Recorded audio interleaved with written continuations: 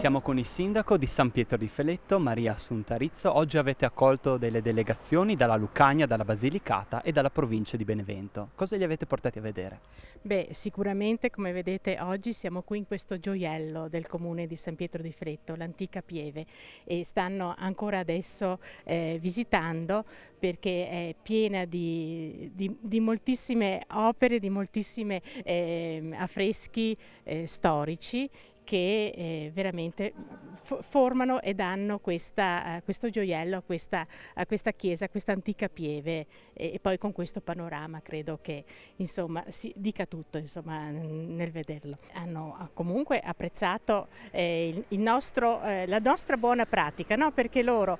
con noi hanno collaborato, anzi noi abbiamo collaborato con loro per portare proprio questa buona pratica.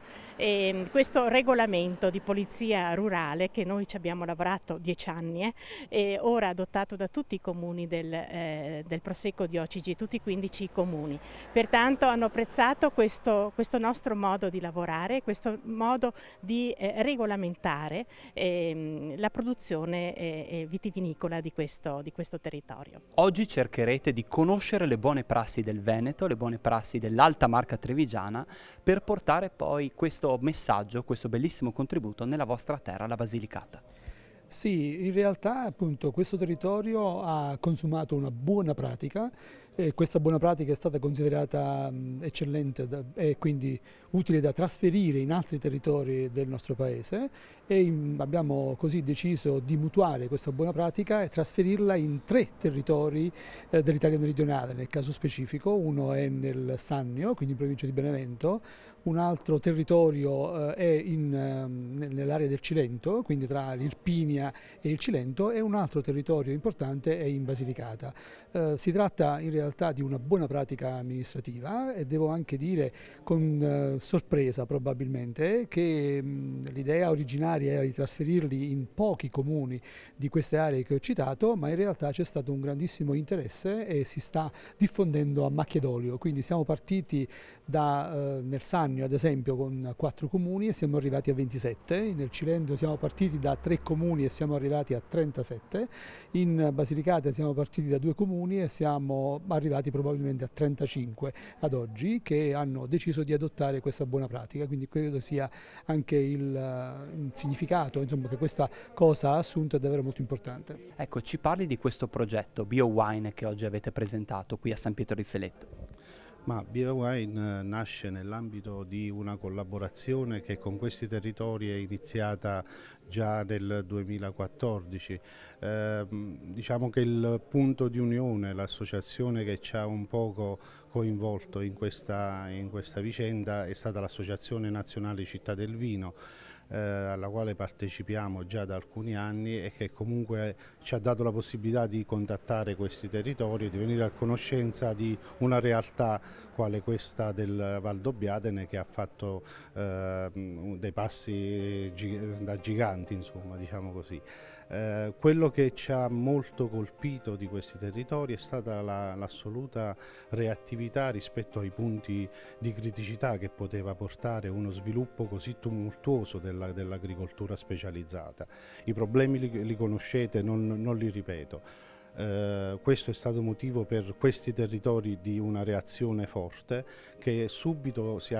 abbiamo cercato di cogliere nella sua positività e di trasferire a questo punto nelle nostre realtà che pure stanno vivendo un momento di crescita molto forte nel settore vitivinicolo. Dal punto di vista geologico le nostre colline sono sempre sottoposte a ciò che viene chiamato dissesto idrogeologico. Le nostre come quelle dei comuni che siamo andati a visitare nel Meridione, in Campania e Basilicata.